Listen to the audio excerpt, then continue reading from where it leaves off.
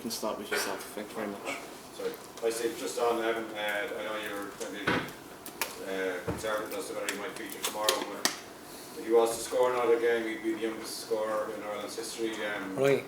Would Malta be a game that you might consider more? It depends on the games and what happens in the games. I wasn't actually aware of that he would be the youngest scorer. Who's the youngest at the moment? Robbie. It's every record. Thought so. But yeah, it's obviously he's very young, and we'll have to see how it goes between now and Sunday. And there's always the possibility he could be involved. The suggestion from Shio yesterday was that he certainly hasn't been daunted by being in with the squad and throwing himself into tackles and whatever. Yeah, well, I'm sure he's been training with Brighton's first team for a long time now, and featuring sporadically. So I'm sure he's used to the first team environment, and it's only been a couple of days, so it's difficult to really judge. But he's a good personality. Anyone want a question? No one's put their hand up. Philip, please, thank you. Stephen, do you think you might be Irish manager for Euro 28?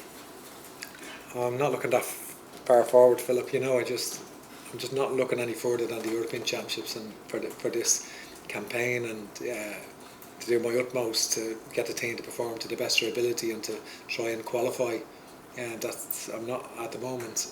It's a great event for the country, regardless of whether I'm the manager or not. Like, you don't look at it like that. But for me, I'm just focusing on this campaign really. You throw a couple of little bones there about your team selection. It is a friendly tomorrow. You throw a few more bones. The fact that John is beside you, is he gonna? Can we assume that he ain't playing, or he's big captain? It is a friendly. It'd be nice to just to get a bit of interest, public interest, if you could. It wouldn't be a normal thing for competitive matches. Maybe for a friendly, you might throw something.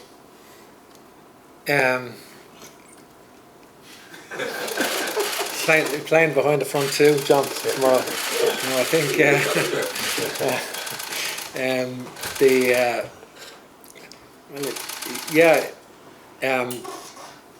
not massive changes really in the team. Not obviously Jason Knight is not available.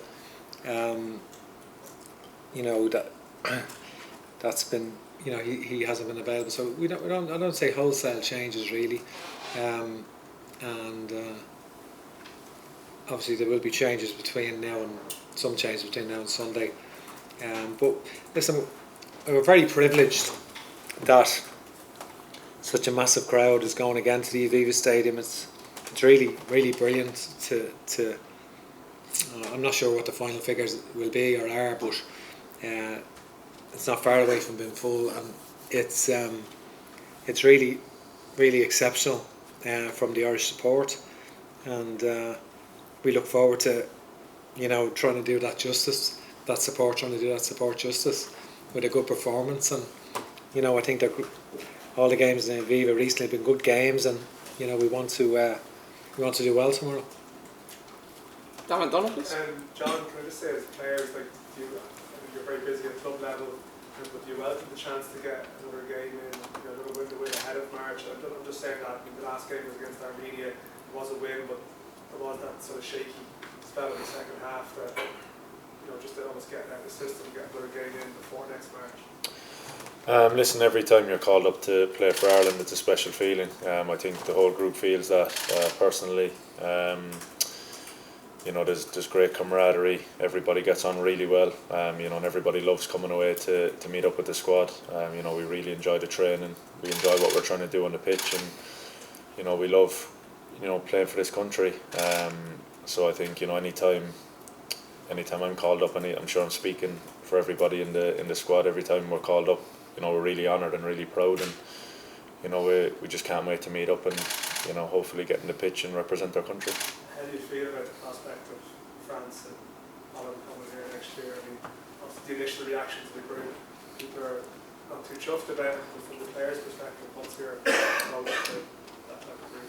As players, we always look forward to the next game. Obviously, we know the group is tough, but they're going to be big games, playing against big nations, and we relish playing anyone. first and foremost. We're looking forward to tomorrow night, and you know, as players, we like to look to the next game, and you know, especially me, I look to the next game, and you know, just want to play for Ireland, and you know, it doesn't really matter who we're playing. We just want to do our best. Paul ahead, please. Stephen, can I just ask you about Chidozie's sort of attributes, qualities, as a striker, as a forward in particular, and what you've made of his kind of switch to that position with Rotherham this season? Yeah, obviously he's had a really positive introduction to his international career, and he's really taken it so quickly, scoring 4 goals in such a short space of time. Essentially, I think Chidozie was always a right winger. Really, his best position was on the right wing, and he has then played wing back for his club, which we would look at as well. You know, at various times we would consider that. In certain games that we needed penetration in wide areas, but he's gone and played centre forward, and he's been injured recently and just come back, but he scored a good goal coming back. He seems to be able to adapt to different positions. He's still learning about being a striker. I think he's still learning the position, and he's very effective for Rotherham. They're counter-attacking a lot, so he's very effective with his speed and his dribbling ability. So he's learning about being a striker, and he always has. He's just a credit to himself. Chidozie is. He's just a terrific character, and he carries himself brilliantly and trains. Never, his attitude is always exemplary. Mark McCann.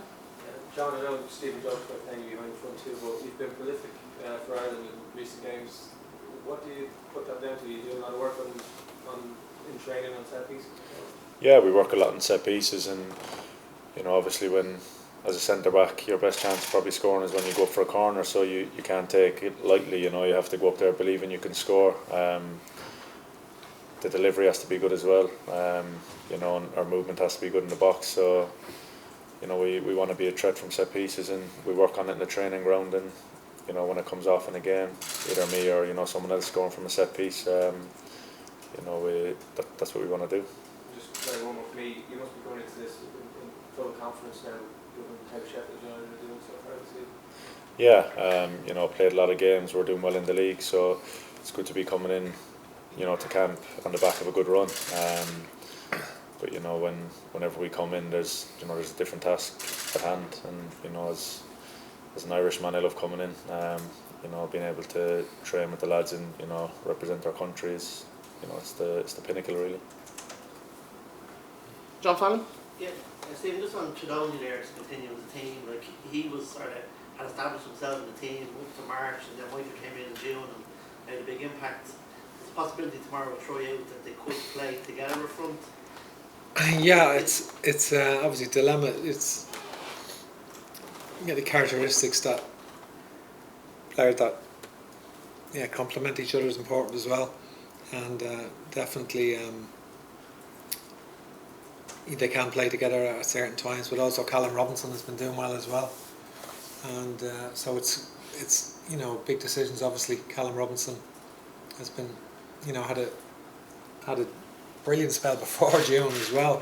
They both did, and Michael subsequently Michael's only started 3 games. First, it's hard to believe, you know, because he's had such an impact, and so there's an element of competition there, and so the three of them I'm sure will feature tomorrow at some stage. And John, just going back to the championship, it's a good battle between yourself and Josh going on up top there. Did well against the recently, so there 2 years growing up, would that be the ideal outcome? Long way to go, really long way to go. You know, it's good to be doing well at the moment, but there's a lot of games we played. But yeah, listen, coming up against international teammates most weeks. So yeah, it's don't know what to say really. Hopefully we can continue the momentum when we get back. One very short question from Neil, and then Paul, and we'll finish. Sorry, Stephen, I know you didn't want to draw on in terms of yourself in your 2028, but when you look at the age profile of the squad and some of the players that have been mentioned here, do you think that Ireland, this group could potentially be hitting the peak around then with the likes of the players mentioned? Right. It's not something I'd really thought about and considered.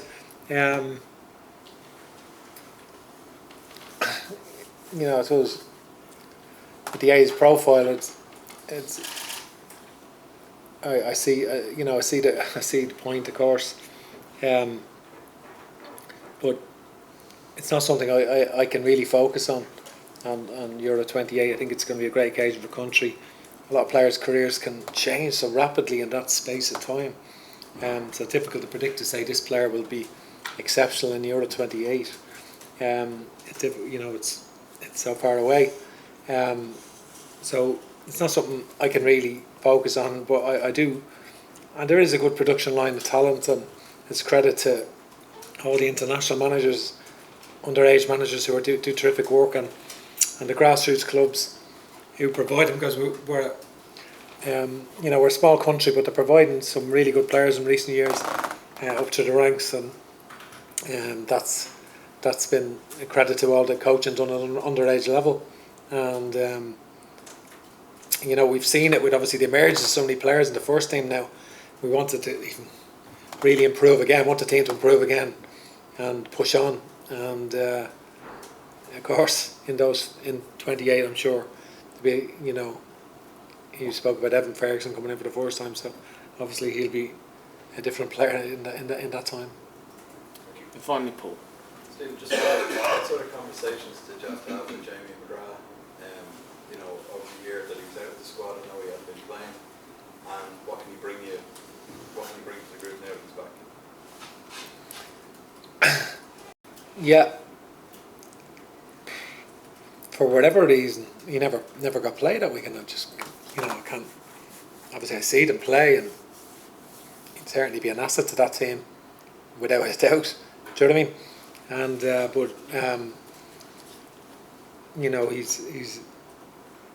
he puts in a really big shift out of possession. Really puts in a big shift, but he's technically excellent as well in tight spaces. And I think what Jamie needed to add then was, because he had so many attributes, he needed to add goals was a thing that he could have improved on in his career. And then he went and got 17 in one season in the SPL from that position. All right, there was an amount of penalties as well, but he scored 17, and that showed an improvement on assuming responsibility. For whatever reason, when he moved to Wigan, no idea why he didn't get an opportunity. Not that he played badly, he didn't actually get an opportunity, and so he needed to play. He found himself being left out of the squad because it's very difficult to pick players who aren't playing at all. And did you find that hard, and then in turn find it hard or understanding that you couldn't pick him as well because of it? I don't know. I'm sure he was disappointed. You can only be honest with players or have open discussions, and obviously he has a very good attitude, and he knuckled down and went back, and we watched a lot of the games, and he's coming back to the level that he was, because he played very well in some big games, and did well when he put on the Ireland shirt. Thank you very much, guys. Thank you. See you all tomorrow. Thank you.